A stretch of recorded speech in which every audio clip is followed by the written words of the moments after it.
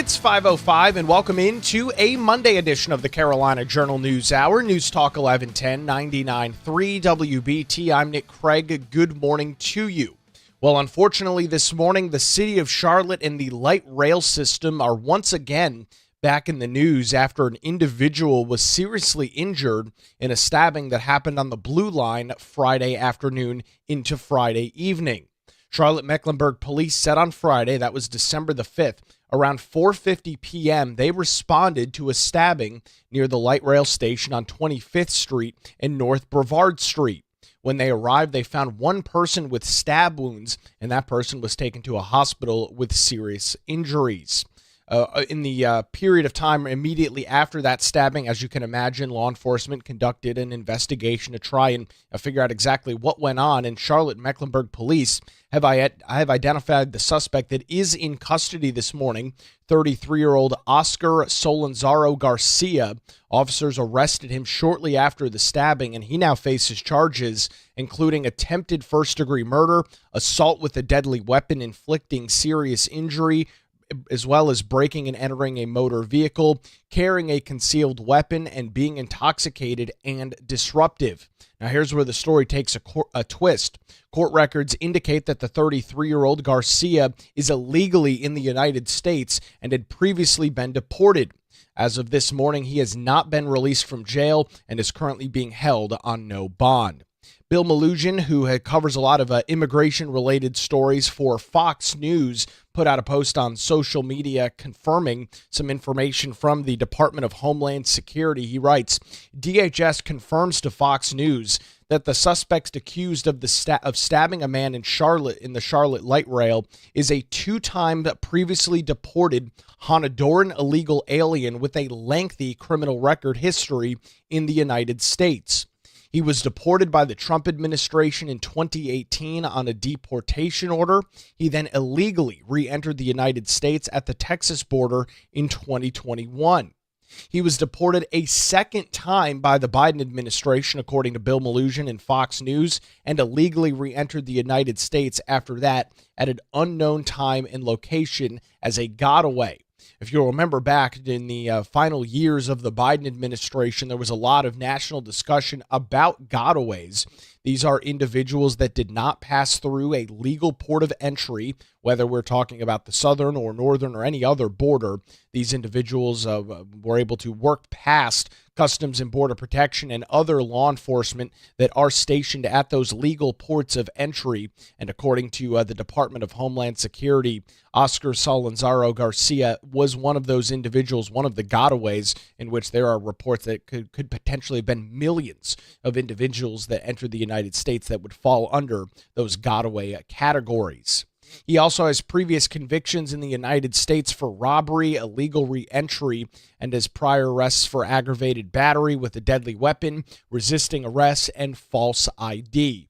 He is now charged with attempted murder for this stabbing, and important to note, ICE, that's Immigration and Customs Enforcement, has placed a detainer on him with local law enforcement in Charlotte. And as I just mentioned, he has not been released from jail and is currently being held on no bond.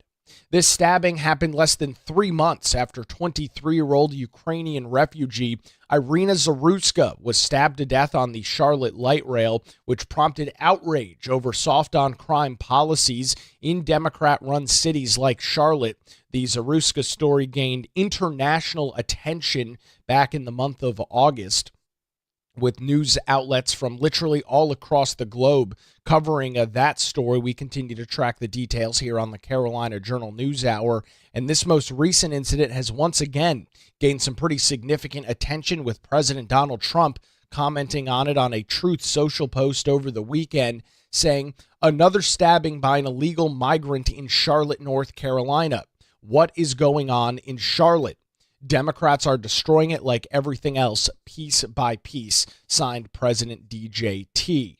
Governor Josh Stein, the Democrat governor here in North Carolina, also took to social media after the incident, calling the situation horrific, writing in part on social media, "I just spoke with Chief Patterson about the horrific stabbing on the light rail this evening. Please join me in praying for the full recovery of the victim. I am pleased that Chief Patterson was already surging law enforcement through Charlotte with Operation Safe Season, and I am grateful to state law enforcement agencies that are assisting the operation. Public safety is a top priority for all of us. Similar comments echoed by Charlotte Mayor Vi Lyles, who had a pretty handed election victory back just last month, almost a little over 1 month ago. She put in a post on, or a press release statement, I should say, everyone deserves to be and feel safe in our city, and there is no room for violence in our community. We invest heavily in increasing security on our transit system, and CMPD has been proactive in increasing its presence across the city, including announcing a new multi-agency effort this week. There are several aspects of public safety that are outside of the city's jurisdictions, including immigration policy and enforcement, but we will continue to focus on public safety and ensuring a safe and vibrant community. You'll remember back just a few weeks ago, U.S. Customs and Border Protection conducted Operation Charlotte's Web in the Queen City, as the Charlotte Mayor Vi Lyles highlights some of the things that are in fact outside of the city's jurisdiction, which immigration law would absolutely fall under that category. With the CBP operation over the last couple of weeks, more than 425 individuals were arrested. That's according to the Department of Homeland Security, as that operation wrapped up just a couple of weeks ago. Gregory Bovino, who is the commander-at-large for Customs and Border Protection, who oversaw those operations in Charlotte as part of Charlotte's Web, had some harsh words for Governor Josh Stein over the weekend, saying, "Governor, you made zero mention of the fact that the perpetrator was an illegal alien. The blood of the innocent is on you. You've shown and told for weeks now, yet you continue to choose illegal aliens over Ma and Pa Americans. How much more, Governor? How much more?" That was the commentary from Gregory Bovino in the immediate aftermath of this stabbing on the Charlotte light rail that took place on Friday. The interim CEO of CATS, that's the Charlotte Area Transportation System, which is the entity responsible for operating the Charlotte Light Rail and many other public transportation systems throughout Charlotte. His name is Brent Cagle, and he commented on this saying, "We are disappointed that a verbal altercation escalated to the point of a stabbing incident on the Blue Line train Friday evening. Through close collaboration with CATS private security teams and CMPD, that's the Charlotte Mecklenburg Police Department, a suspect was apprehended swiftly following the incident. Since August, that's when Rena Zaruska was brutally murdered on the light rail, CATS, together with our partners, have taken a proactive and robust approach to keep employees and passengers as safe as possible by deploying additional off-duty CMPD officers, private security personnel, new technology, and safety reporting tools. Violence has no place in our community, including on public transit. Individuals who believe in public transit can be used as an area to settle grievances through violent altercations. Those are not welcome on our system. We will continue to work with our partners at CMPD as well as our private security team to ensure everyone rides appropriately on public transit. We will not compromise on the safety of our customers and our employees." This is once again the second high-profile, serious situation, one back in August leading to the death of Irina Zaruska. Now we are learning information about a critical stabbing that took place Friday on the Charlotte Blue Line, as the city of Charlotte and policies that are being pinned on the Democrat Party, as President Donald Trump noted, are continuing to be in the national spotlight this morning. I will note that this situation did happen right before 5 p.m. on Friday, and so kind of end of the day on Friday and over the weekend. It's going to be very interesting to see what the news cycle looks like as we head throughout the day today.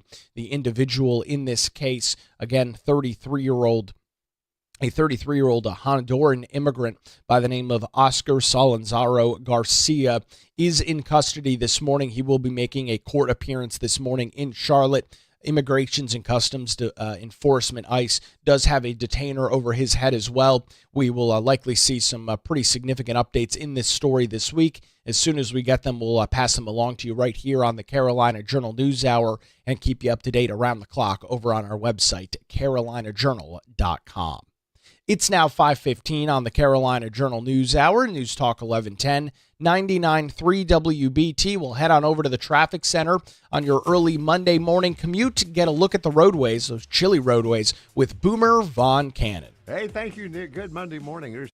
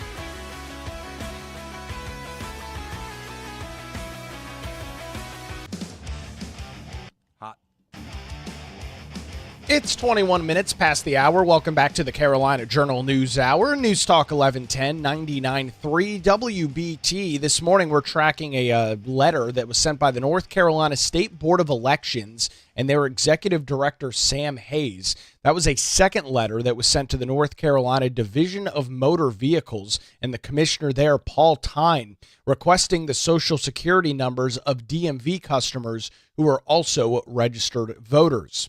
Russ Ferguson, U.S. Attorney for the Western District of North Carolina's, State Senators Brad Overcash, he's the Republican from Gaston, Ralph Heiss, he's the Republican from Mitchell, as well as Warren Daniel, the Republican from Burke.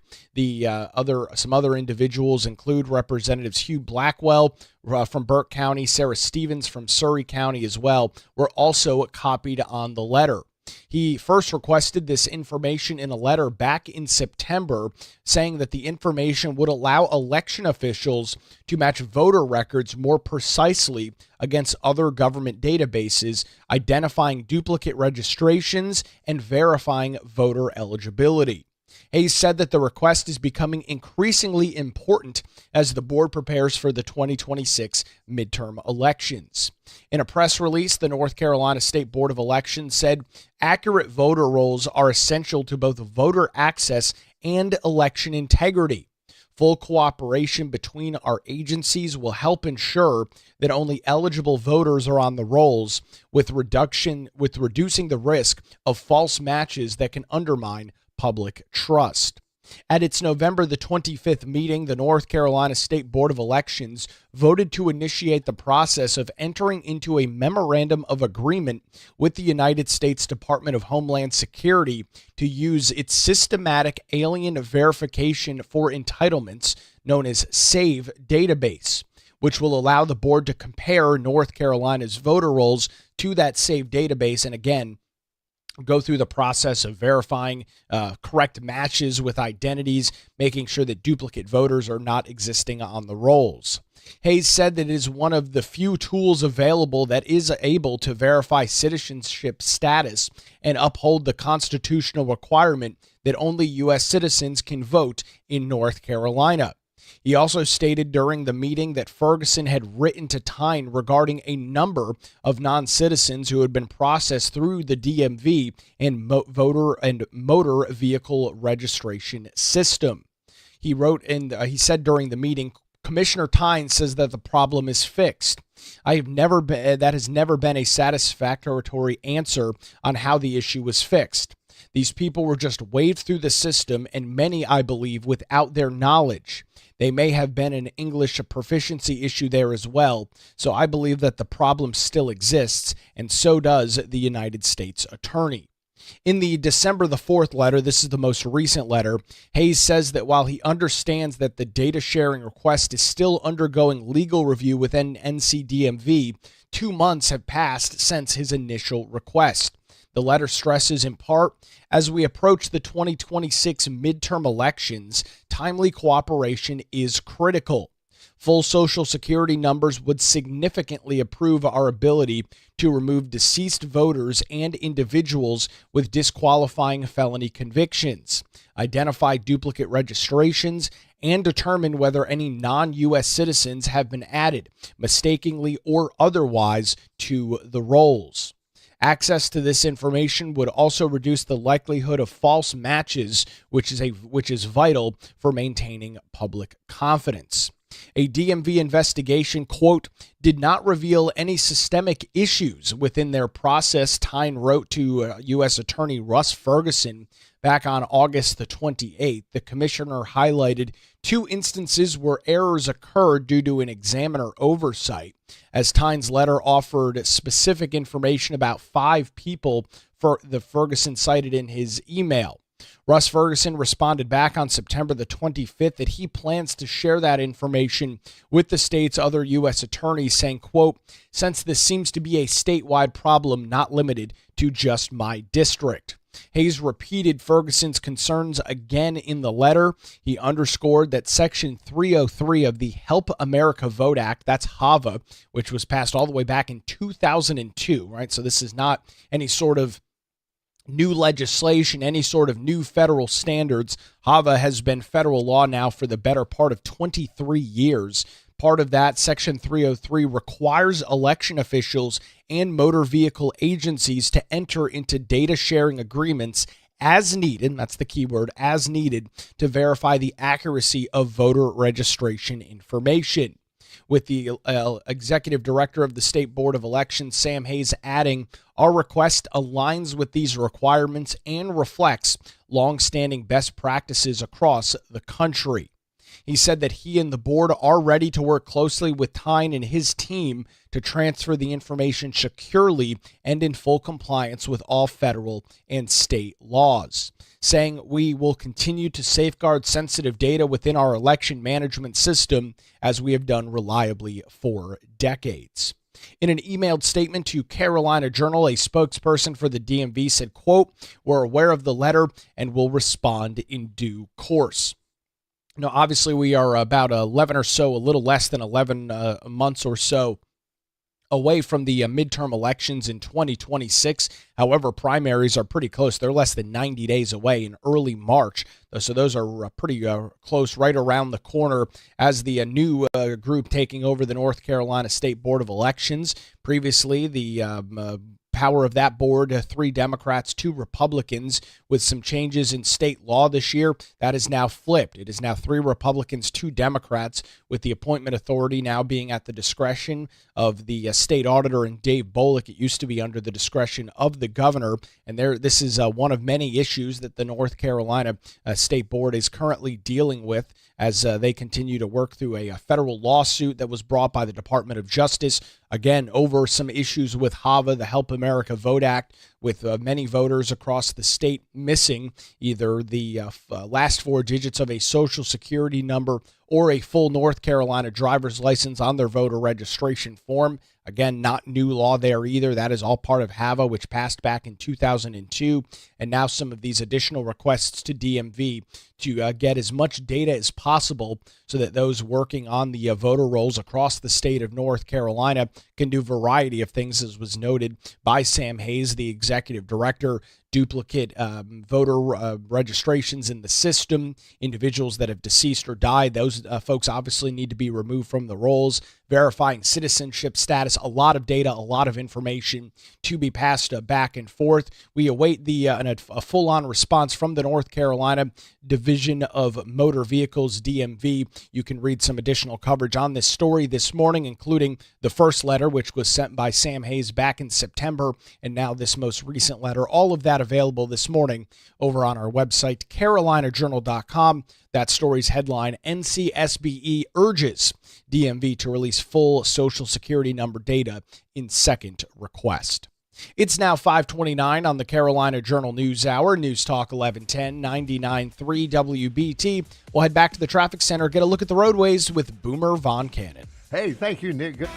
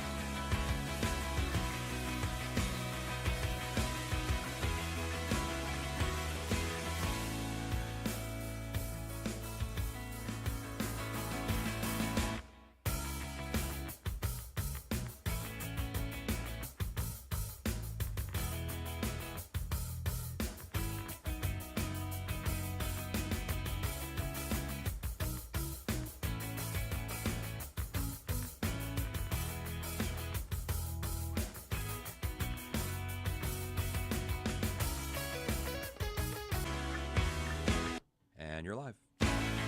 It's 5:36. Welcome back to the Carolina Journal News Hour. News Talk 1110, 99.3 WBT. Recapping our big breaking news this morning. The city of Charlotte and the light rail system back in the news after an individual was seriously injured in a stabbing that happened on the Blue Line Friday night.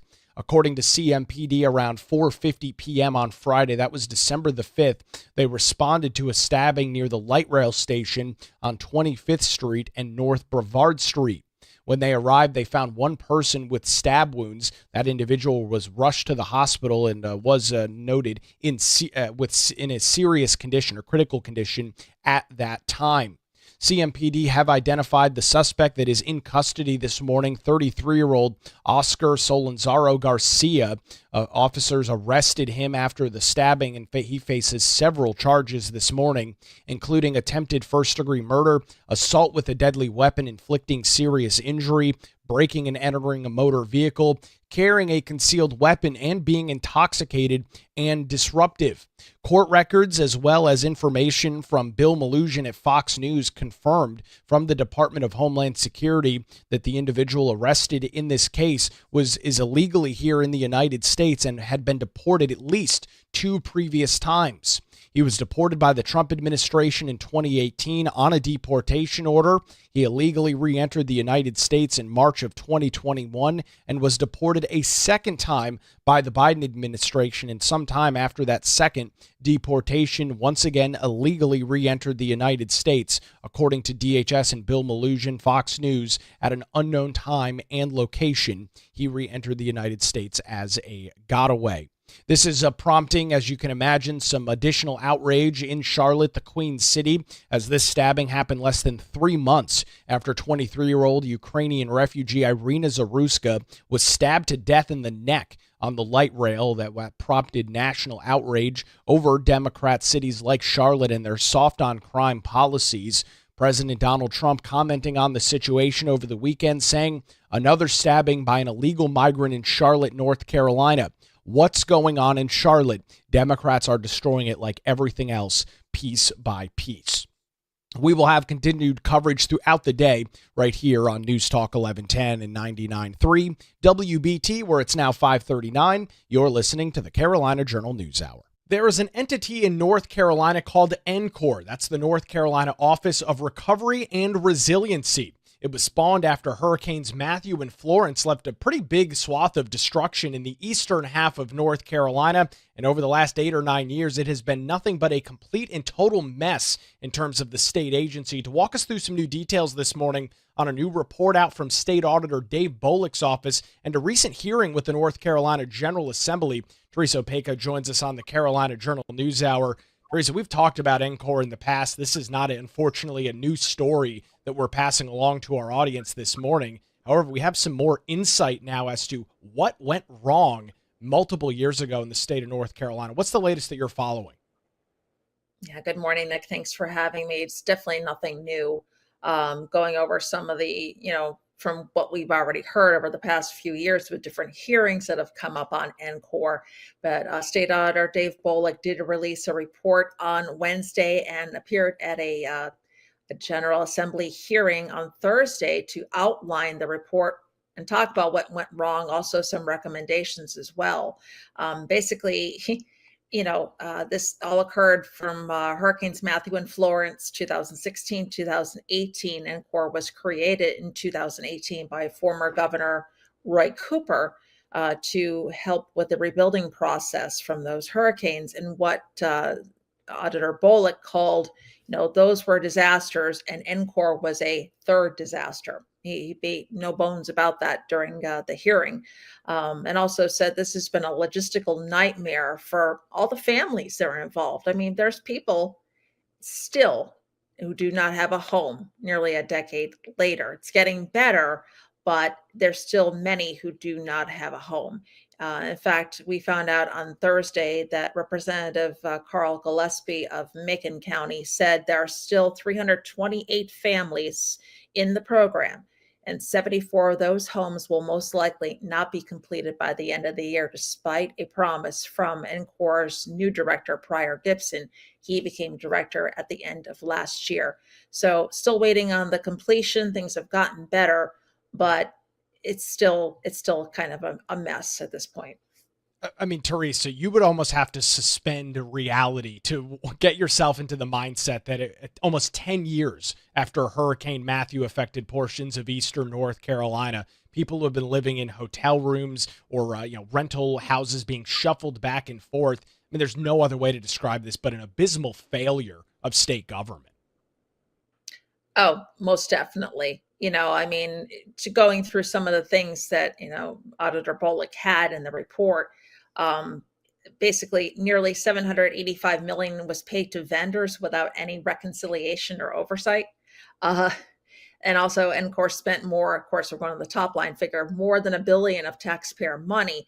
That included 709 million from CDBG money from the federal government, and also 297 million from state appropriations. And the money, not money. The process for people when they went through was an 8-page step. Like, people had to fill out 8 pages, jump through hoops to get all this stuff done. Each step, he said, took a minimum of 100 days. Grant determination took another 2.5 years. And then finally, it was 4 years before anybody started work on a house. 4 years after that process. It's just an unbelievable situation that we've heard a lot. I said information before, but there's been new information like this being revealed during the hearing and the press conference he had on Wednesday. Just unbelievable. Yeah, and the report is very lengthy, Teresa. And again, as you noted, we have gotten some little sneak peeks into what's been going on behind the scenes at NCORR. But this new audit from Dave Boliek's office, it's 509 pages, I think is the exact number on it. It is a very lengthy report, and it walks through essentially step by step how we got into this issue. One of the things that I found almost unbelievable was that the state and NCORR spent $25 million getting an instance of Salesforce set up. Teresa, once they set that up, they still weren't tracking payments correctly, mismanagement of funds all over the place. Remarkable that you could spend that much money setting up a piece of software and then just frankly not use it. And as State Auditor Boliek noted in a Wednesday press conference, never bothered training anybody how to use it either. What a waste of money. Yeah, it was. But he says, don't throw the baby out with the bathwater. I think that's the old saying. It's a good program. It just wasn't used correctly. And he said, actually, that's the equivalent to almost how much his office gets on a yearly basis for appropriations. So imagine 25 million. So yeah, just a waste of money. And they had 2 other programs as well. I want to backtrack on one thing, talking about the families and all the process they were going through. They spent nearly 75 million on temporary housing for these families. That's an average of 230,000 per household. That could have built a house for somebody, and that was brought up in the hearing on Wednesday by Senator Buck Newton of Wilson County. He basically said the same thing. You could build houses for that amount of money. So you got Salesforce, you got the temporary housing money that was used. Again, it's just, you want to call it a train wreck. It was really a train wreck. Well, and not only, Teresa, could you have used that money to rebuild houses, I mean, the state could have just cut these people checks and said, go buy a brand new house. At the time before the housing market got so inflated, in many of these rural eastern North Carolina counties where a lot of those 328 homes that still need to be repaired, I would imagine those are probably in more rural areas of eastern North Carolina. These individuals could have just bought houses. The state could have cut them checks, and we would have been done with this 7 years ago. But here we are, and as you just reported, the idea that some of these individuals still will not be back in either their original homes that have been rehabilitated or brand new homes when the calendar flips over to 2026 is a miserable situation. Yeah, it most definitely is. I know Prior Gibson did also testify at Thursday's hearing, said that they are hopeful, this is stressing hopeful, that they will have all of this completed by next October, before the end of the next legislative session. That's coming from him. So stay tuned for that. But yeah, I mean, at this point, people should all be back in their homes or new homes at this point. We'll continue the conversation with Teresa Opeka from CarolinaJournal.com coming up after this. You're listening to the Carolina Journal News Hour, where it's now 546, News Talk 1110, 99.3 WBT. We'll head back to the traffic center, get another look at the roadways on your Monday morning commute with Boomer Von Cannon. Hey, thank you, Nick.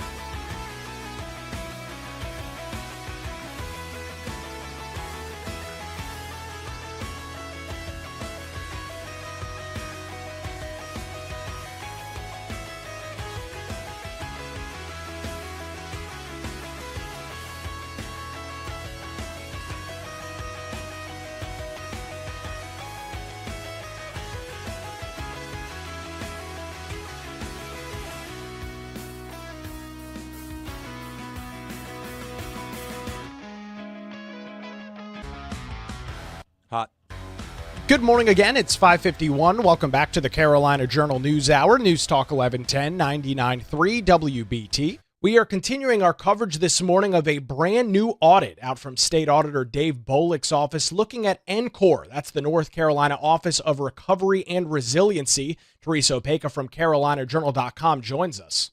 Teresa, this is, of course, incredibly relevant. It's important to, of course, look at the past, look at what happened, and try and highlight some of this information. Absolutely. But we then flip over to the other side of the state. We've got Western North Carolina a little more than a year ago, absolutely obliterated by Hurricane Helene. The state has a new entity set up called Grow NC. I would imagine a lot of folks are wondering, 7, 8, 9, 10 years from right now, are we going to be having these same conversations about the failure of this entity? The state does not have a good track record with these programs. No, it most definitely doesn't. And that's what Auditor Boliek talked about. He did say, he did talk about Grow and See a little bit, saying they still need some time to actually go through the process, see how they're going to be doing before he was going to take a look at it. I think they they've had some hearings in the legislature about it. But he said, we had the one entity, NCORR, now you've got Grow and See. And if we have another disaster come up in the future, are you going to have a third entity? He said that would be ridiculous, but you're right. And see how they're going to be doing out there in Western North Carolina, maybe lessons learned from the mess here in Eastern North Carolina with NCORR. So it's the old time will tell thing, but hopefully people have heard enough about this in the last few years and have learned a few lessons from it.